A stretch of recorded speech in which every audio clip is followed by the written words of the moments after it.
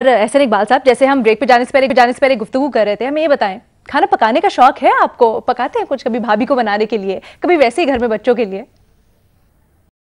देखिए, अच्छा खाना खाने का बहुत शौक है, लेकिन पकाने का अच्छा। इतना हुनर। लेकिन नाश्ता मैं बहुत अच्छा बना लेता हूँ, हर किस्म का ब्रेकफास्ट, उसमें French toast, scrambled egg, fried egg, omelette, जिस किस्म का, वो मेरा जरूर शौक है, वो मैं बचपन से भी बनाता रहा हूँ।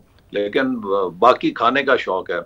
और इस ईद में बहरहाल जो अब इस अच्छा। हमारे उम्र में आके कमी रह जाती है ना, जी। जिसको हम अक्सर चेक हैं, वो ये कि जब आप छोटे होते हैं तो इस ईद की सबसे बड़ी एक्साइटमेंट ईदी होती है, और अब आप ईदी वसूल नहीं कर रहे होते, ईदी तो ये एक बहुत तब्दीली आपने है। किस किस को दी आज ईदी? जी, ईदी तो यकीनन बच्चों को, और बच्चे तो रखते हैं आपसे, उन सबको आप देते हैं।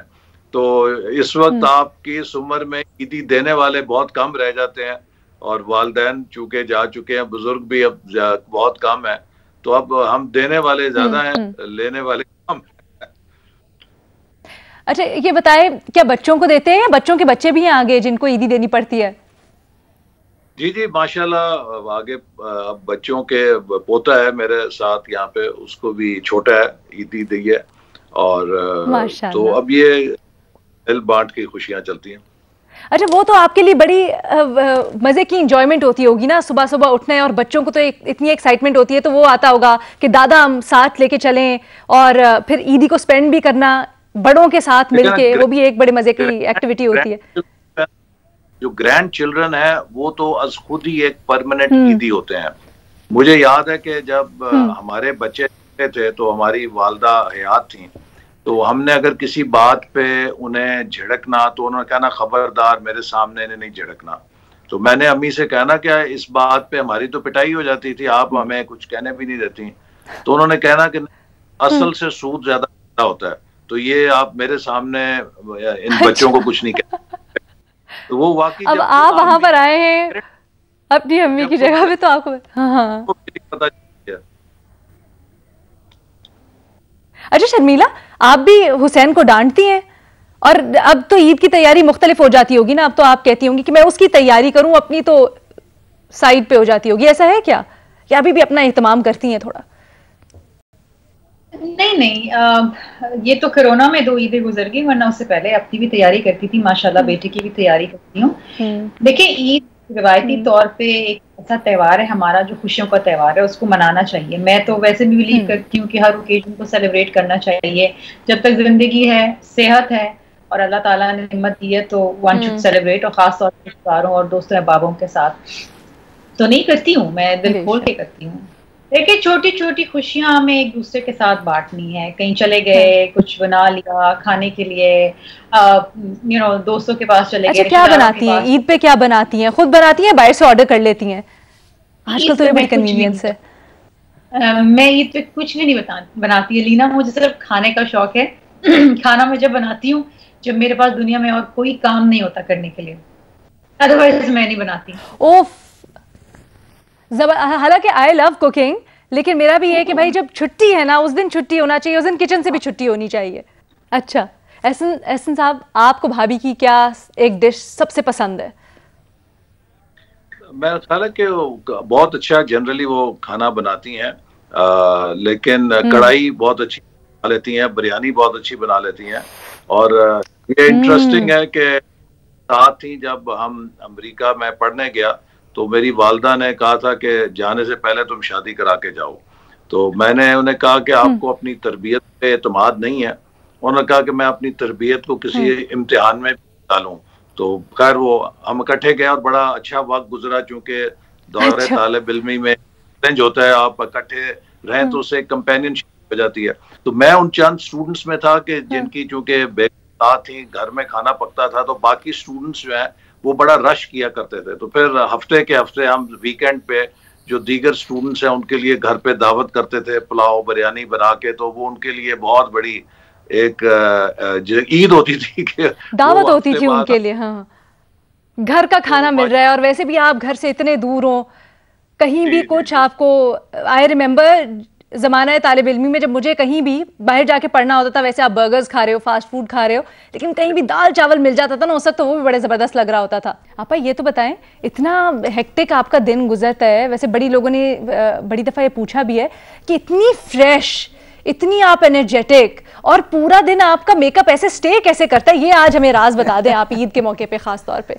जो बेस बन जाती है सुबह, वो बेस फिर आप उसको वो सस्टेन करती है और उसके ऊपर हल्की फुल्की टचिंग होती है, बाकी वो रात को ही उतरता जाके, जब वो भी आधी आंखें बंद होती हैं, आधी खुली होती हैं, बेड पे आप गिर रहे होते हैं, लेकिन आपकी स्किन जो है उसको भी ऑक्सीजन चाहिए, और सारा दिन आपने उसको सफोकेट किया होता है, तो उसकी वजह से आपकी स्किन डैमेज भी होती है, और अल्टीमेटली तो वो कितनी देर लगती है मेकअप करने में और पूरा तैयार होने में? मेकअप में तो इतना टाइम नहीं है। सबसे टफ मेरे लिए जो असाइनमेंट होती है वो मेरा दुपट्टा होता है, क्योंकि इस दुपट्टे को संभालना, पिन्ने लगानी और इसको सारा दिन, और मैं देखिए पूरा वो एयर होस्टेसेस की तरह आगे से चुन्नट डाल के। नहीं, उसमें ये कि सारा टाइम आपने चूंकि मेल्स में रहना है, आपने बाहर रहना है, मीडिया में रहना है, हर तरह की सोसाइटी माहौल में रहना है, तो ये फिर सुबह जो सबसे मुश्किल असाइनमेंट है वो मेरा दुपट्टा है, और मेकअप मेरे लिए मुश्किल असाइनमेंट नहीं है, और इसको फिर लगाना और लगे रखना ये एक टफ चैलेंज है, लेकिन अब आदत हो गई है। शुरू शुरू में तो बड़े मसाइल थे, लेकिन अब जाहिर है 20 साल हो गए हैं इस दश्त की स्याही में, तो अब आप ट्रेंड हो गए हो, अब वो आसान हो गई हैं चीजें। अब तो ट्रेन हो गया, अब तो प्रो हो गई हैं, बल्कि ट्रेन भी नहीं, अब तो प्रो हो गई हैं। आपा ये बताएं, ये जो आपकी दबंग पर्सनैलिटी है, आप जहाँ भी जाती हैं वहाँ छा जाती हैं, और मर्द क्या आपके मुकाबले में, और ख़ासतौर पे मेल डोमिनेटेड सोसाइटी में, शुरू से आपकी नेचर ऐसी थी या फिर आपने अपने आप को चेंज किया थोड़ा सा? नहीं, शुरू से मैं लीड किया, मैंने क्लास 1 से मैंने लीड किया, मैंने कभी फॉलो नहीं किया, और हमेशा मैंने लीड किया क्लास 1 से एज अ प्रीफेक्ट, फिर स्कूल में एज अ हेड गर्ल, फिर मॉनिटर, फिर यहाँ फातिमा मेडिकल कॉलेज में एज अ यूनियन प्रेसिडेंट, और आज भी रिकॉर्ड है मेरा कि 5 साल कोई भी मुसलसल यूनियन का प्रेसिडेंट नहीं रहा, क्लास रैप नहीं रहा, स्पोर्ट्स प्रेसिडेंट। लेकिन आप बचपन में तो आप बड़ी शरारती होती होंगी? बहुत ज़्यादा। कोई ऐसी छुट्टियां नहीं गुजरी गर्मियों की जिसमें मैंने को अपनी हड्डी ना तोड़ी हो, क्योंकि चैन से बैठना मेरे मजाज में। कोई वाकया सुनाए हमें कोई वाकया सुना दे। हर मुश्किल काम करना मेरा वो एक पैशन था, और अब भी है, कि जो कहते हैं कि ये नहीं हो सकता, तो मेरे अंदर वो एक इरिटेशन होती है कि भी कैसे नहीं हो सकता, हो सकता है, और मैं उसको ट्राई करती हूँ, और ये साबित करना कि ये हो सकता है वो मेरे लिए चैलेंज होता है, और यही वजह है कि हर मुश्किल काम में आपने क्या ऐसी कोई चीज की थी जिससे आपकी पिटाई हो गई, फिर आपने शरारत की, और आपको याद है या ईद के मौके पे कोई इस तरह की चीज? मेरे खालाजात मुल्तान से आए हुए थे, छुट्टियां थी गर्मियों की, और मुंशी हमारे जो हैं वो उस वक्त वो वेस्पा होता था, जो बड़े वाला जो नीले कलर के वेस्पे नहीं होते थे, वो खड़ा करके जुम्मा पढ़ने गए, तो बहुत छोटे थे हम, मेरा हाल है कोई 5th-6th क्लास में होंगी मैं, तो मैंने अपने कज़न को, जो मेरा हम उम्र था, मुल्तान से हमारे पास छुट्टियां गुजारने आया, मैंने उसे कहा कि तुम बैठो तो मैं धक्का लगाऊं, और फिर मैं बैठूंगी तो तुम धक्का लगाओ और इसको चलाएंगे। तो उसके ऊपर वो इतना हैवी था, वो बैठ गया गरीब मेरे कहने पे, मैंने खूब धक्का लगाया ज़ोर ज़ोर से, उसको भी चलाना नहीं आता था, अल्टीमेटली वो वेस्पा गिर गया।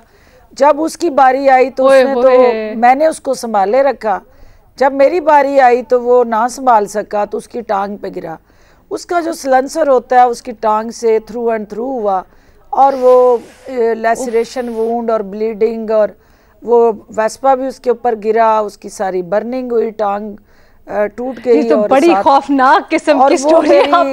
अब मेरे लिए कि उसको उठाऊं कैसे, वो चीखे कि इसको उठाओ, और वो खैर उसको रेस्क्यू किया बेचारे को, मेरी खाला आई, वो जितना अरसा यहाँ पे राह सियालकोट में पट्टियां लगी हुई हैं, उसकी टांग जो है उसका सर्जरी हुई, और वो आज तक जहाँ मुझे मिलता है वो यही कहता है कि तू जो है ना वो टांग के अपने जख्म अपने बच्चों को दिखाता है कि इसके दिए हुए हैं, और इसने मुझे ये किया था, ये हुआ था मेरे साथ, उसमें ये आपा की शरारतें थी।